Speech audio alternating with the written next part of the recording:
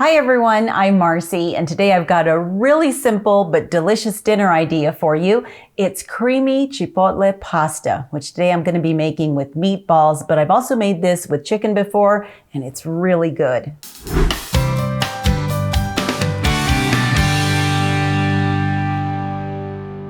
So for this recipe, you're going to need 1 pound of the pasta of your choice. I'm going with rigatoni. Last time I made this, I used bow tie pasta, so just use whatever you think is going to hold the sauce best.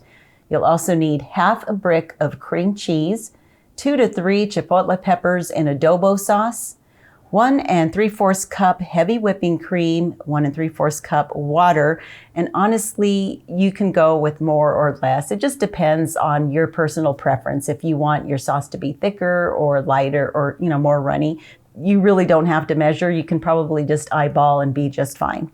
You'll also need 2 teaspoons chicken bouillon and some salt to taste, which for me is about half a teaspoon. Then you can buy your own meatballs, in those frozen bags, and that'll save you a whole lot of time. Or you can make your own, which I already did. And I've shared this recipe with you before, so I don't want to go on too long with that. I'll just put a link for you so that you can see how I make them. But basically, I make my meatballs with a pound of ground beef, half a pound of Italian sausage, 1 cup of breadcrumbs, half a cup of finely chopped onion, a couple of garlic cloves, 1/4 cup of grated Parmesan cheese, 1 egg, and some fresh herbs whenever I have them. My favorite in meatballs has always been sage. Oh, and of course, salt and pepper to taste. Now, I've rolled them into 2-inch meatballs, but I haven't cooked them yet, so I'm going to go ahead and start by doing that first. And if you were going to be making your chipotle pasta with chicken, you would want to start by cooking your chicken first. For this, I set my burner to medium and add just a little oil to coat the bottom of my pan.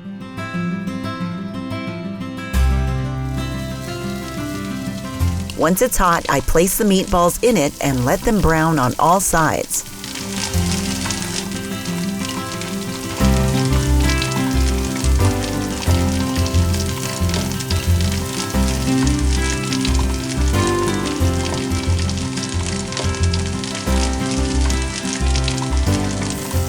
So as I'm cooking these, I realize that I forgot to save a little bit of raw hamburger meat for Rocky. I've had quite a few of you ask how he's doing. Rocky is our pet Roadrunner, for those of you who don't know. And he is doing really well. Now that the weather is getting warmer and the days are getting longer, we see a lot more of him. And he's so cute. He kind of reminds me of a little kid. When your kids are little and they're so happy to see you that they run towards you? He literally does that with us every time we go outside. Of course, when we try to videotape it so that people can see that, he really is just like a kid and he will not perform. But we did get some cute video of him so that you can see him and know that he's doing really well. He's very well fed. I'm gonna go put water in the bird bath. This morning when I went out to put water in the bird bath, he didn't really want to come too close because I think he was a little nervous about the camera. But he did eventually come around, especially when it came time to eat. He does eat out of Tony's hand. Come on, Rocky. Come on up. Jump up on the table. Because Tony's a little more patient and he'll wait. What are you looking at?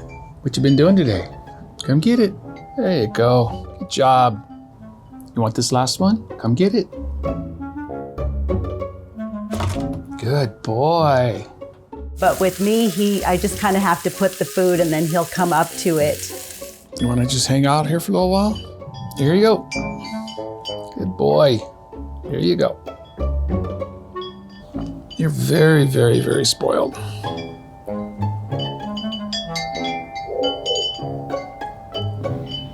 You need to go play now.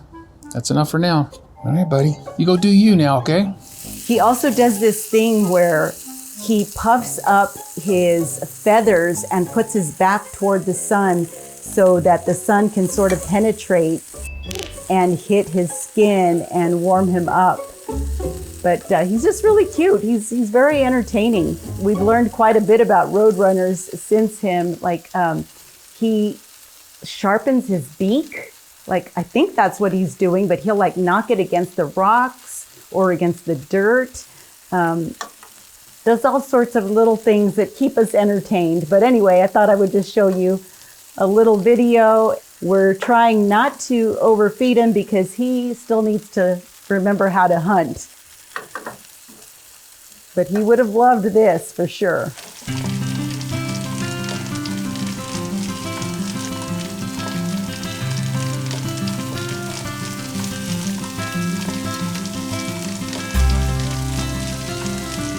Once the meatballs are fully cooked, I take the pan off the burner and put a lid on it so they stay hot. Meantime, I fill a pot with water and set it on the stove to boil so I can cook the pasta in it. While the water is heating, I'm going to quickly put together the sauce. I'll be using my food processor, but you can use an electric blender as well. I put in the cream cheese, followed by the chipotle peppers. Now I'm only putting in 2, and I've removed the seeds from them because I tend to be a little cautious with chipotle peppers because sometimes they're really, really hot and you can very easily ruin the whole meal by using too many. So I would say start with 2, and once your sauce is done, give it a taste. And if you want a little more heat, go ahead and add more, or you can leave the seeds in and that'll definitely give it some more heat.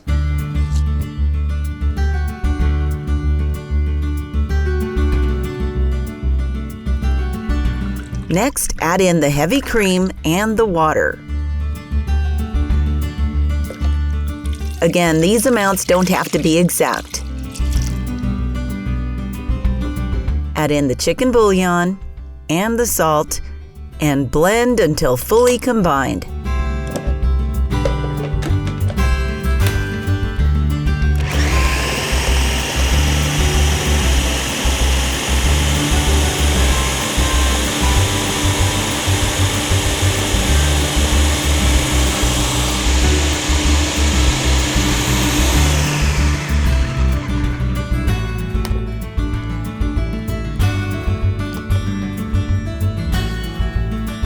I'm gonna go ahead and add just a little of the adobo sauce only, no more of the chipotles, just because I want the sauce to have a little more color. Oops, and I put in a tiny piece of chili. But that should be about right.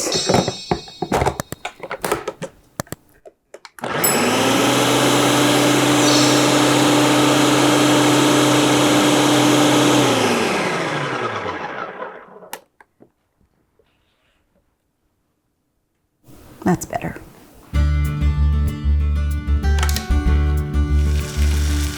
Now that the water is boiling, go ahead and toss in your pasta. While it starts to cook, place the pan with the meatballs back on the burner set to low, and you can transfer the sauce into the pan so that it heats up and cooks with the meatballs.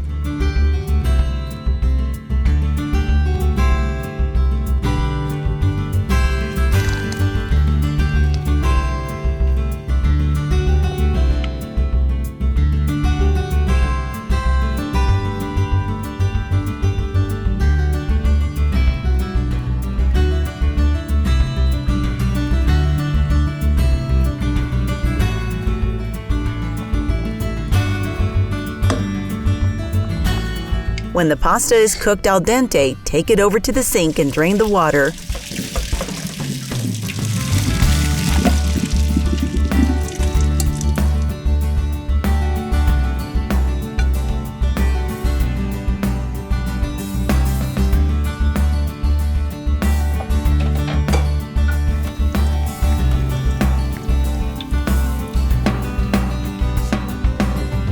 Then add the pasta into the pan with the chipotle sauce and meatballs.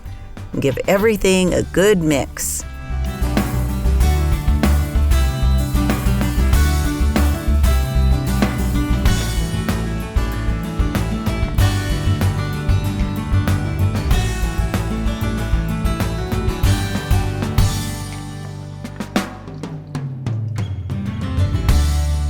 I should have mentioned this when I was talking about the ingredients, but I like to add Parmesan cheese at the very end because it sort of makes the sauce a little more creamy.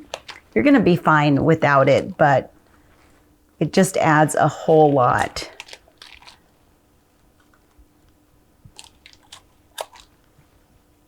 And that should be good right about there. But it's gonna melt into the sauce and it's just gonna kind of thicken it up a little. Now, another thing that is optional that I like to do, and that is I like to add some freshly chopped parsley on top. It just kind of makes it look beautiful and it just sort of completes the whole meal. Which, by the way, I want to say thank you to those of you who gave me some really great tips last week on how to keep fresh herbs fresh longer in the refrigerator. I'm actually doing one of those tips right now, which is keeping them in a mason jar. I'm also trying drying them out, rolling them on some paper towels to make sure that there's no moisture, and then putting it in a Ziploc. So I'm trying a couple different ways, but I just want to thank you for giving me those tips because I really appreciate them. I'm going to go ahead and add this now to my pan. And you see how that just looks so beautiful. And we're pretty much ready to eat. So I'm going to go ahead and serve myself a bowl.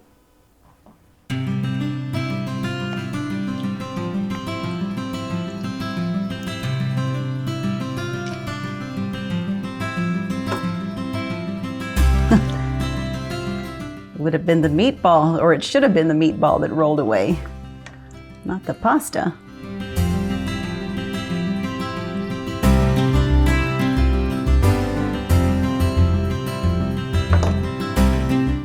All right, can't wait to try this.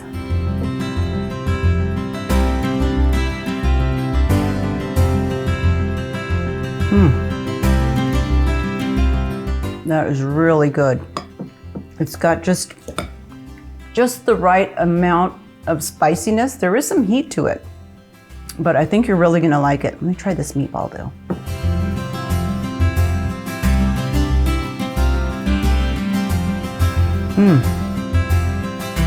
The meatballs are super delicious. They just soak up all that wonderful chipotle sauce. They're so good. Now, like I said earlier, if you need to save time, go buy meatballs that are ready-made. There's no shame in that. We all need shortcuts from time to time. But of course, homemade isn't that difficult and they're so much better. But the real star of this dish is that chipotle sauce. It is delicious. I hope you try it and let me know in the comments what you think.